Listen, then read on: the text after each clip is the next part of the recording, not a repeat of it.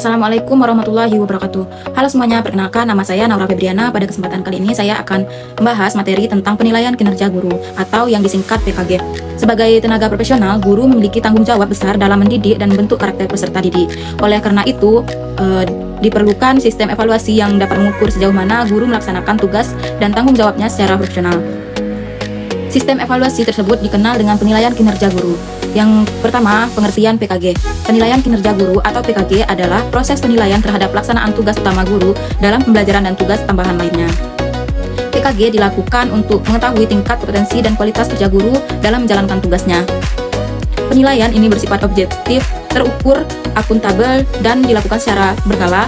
PKG bukan bertujuan untuk mencari kesalahan, melainkan sebagai bentuk pembinaan dan peningkatan profesionalisme guru. Selanjutnya yaitu dasar hukum PKG. Pelaksanaan PKG memiliki dasar hukum yang kuat. Salah satunya adalah Undang-Undang Nomor 14 Tahun 2005 tentang guru dan dosen yang menyatakan bahwa guru merupakan tenaga profesional yang wajib memiliki kompetensi dan dinilai kinerjanya secara berkala. Selain itu, terdapat peraturan tentang jabatan fungsional guru dan angka kredit yang menjadikan hasil PKG sebagai dasar dalam pembinaan karir dan kenaikan pangkat guru. Dengan dasar hukum tersebut, PKG menjadi bagian penting dalam sistem pendidikan nasional. Selanjutnya, tujuan penilaian kinerja guru. Tujuan utama PKG adalah untuk menilai tingkat kompetensi guru dalam melaksanakan pembelajaran.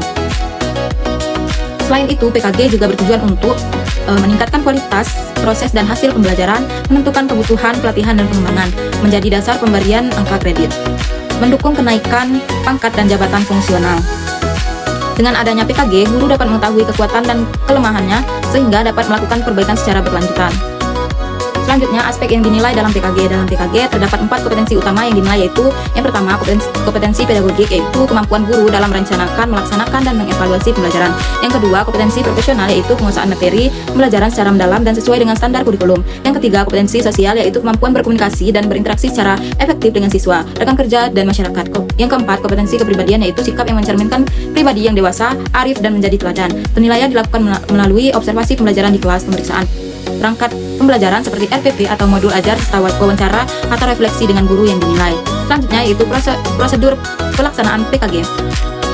Pelaksanaan PKG biasanya dilakukan oleh kepala sekolah atau tim penilai yang telah ditunjuk. Tahapannya meliputi yang pertama, perencanaan penilaian, yang kedua, observasi langsung saat guru mengajar, yang ketiga, penilaian administrasi pembelajaran, yang keempat, diskusi dan refleksi, yang kelima, penetapan nilai akhir kinerja. Hasil penilaian ini kemudian digunakan sebagai dasar pembinaan dan pengembangan lebih lanjut.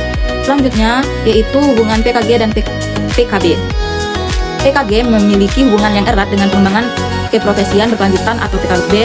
Jika PKG berfungsi untuk menilai kinerja guru, maka PKB berfungsi untuk meningkatkan kompetensi guru. Hasil dari PKG biasanya digunakan untuk menentukan program PKB yang sesuai dengan kebutuhan guru. Dengan demikian, sistem penilaian dan pengembangan berjalan secara berkesinambungan. Selanjutnya yaitu penutup. Sebagai kesimpulan, penilaian kinerja guru merupakan sistem evaluasi yang sangat penting dalam menjaga profesionalisme guru dan meningkatkan mutu pendidikan.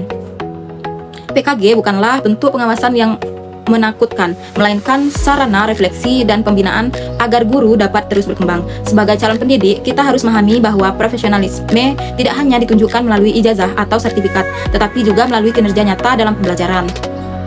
Semoga dengan adanya PKG yang objektif dan berkelanjutan, kualitas pendidikan Indonesia semakin meningkat. Demikian pemaparan dari saya. Terima kasih atas perhatiannya. Wassalamualaikum warahmatullahi wabarakatuh.